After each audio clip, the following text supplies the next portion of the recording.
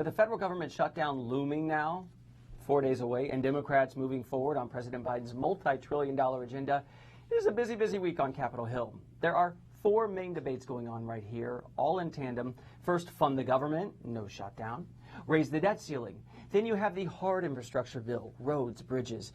Then you have the reconciliation bill, the so-called human infrastructure bill, things like social programs.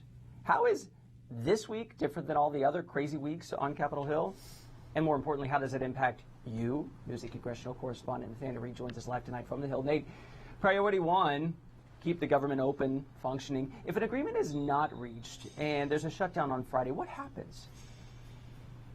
Well, a bill that just reached the Senate floor to fund the government and raise the debt ceiling to prevent any sort of limit on U.S. borrowing being reached in mid-October actually just failed on a party line vote. So we are inching closer toward a potential shutdown on midnight, the night of October 1st, the night of September 30th, excuse me. But here are the various things that would happen if the government were to shut down at 12:01 a.m. on October 1st.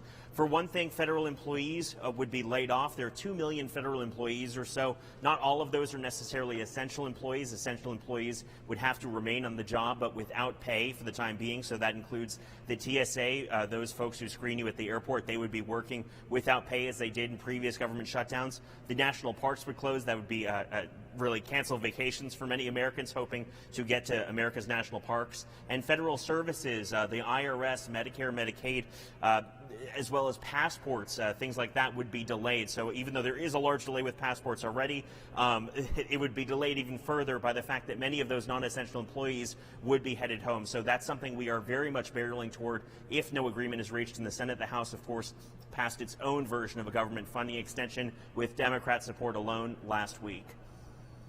Okay. You know, so many people hear this, Nate, and I think, oh, wait, another shutdown, it's not going to shut down. Oh, wait, another bill, it's going to pass or not going to pass. But these mammoth bills, they're getting votes this week, at least they say they are. They're incredibly relevant to everyday Americans. Could you just lay out some of the impacts of the infrastructure bill? Well, the infrastructure bill itself includes billions in funding for roads and bridges, money for rural broadband, funding for Amtrak rail service. Also, the president's package as well, the Build Back Better plan, would include things like universal pre-K, expanding Medicare and Medicaid to include vision and dental for older Americans. Those are many, of course, of the president's priorities. Those, of course, all stand in peril if they're not able to do the other things, and as well as passing that infrastructure bill, which is happening, supposed to happen this Thursday. And the other personal part would be money. A lot of people worry, are my taxes going to go up here? Am I going to have less money? Right, and President Biden has affirmed time and time again, as well as Democrats in Congress, saying that if you make over $400,000, your taxes will go up, as well as the corporate tax rate. But people making under $400,000 will not have their taxes increase. Now, that's been refuted by a fair number of Republicans just today. Minority Leader, Mitch McConnell, Senate Minority Leader, sent out talking points from his office today saying specifically that he believes taxes will go up for Americans making under $400,000. Of course, Democrats say those tax increases are not substantial.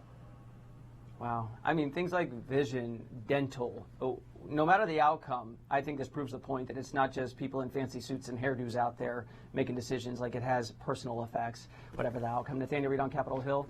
This is Tonight. I'll be talking to you every night, I'm sure. Thank you, Nate.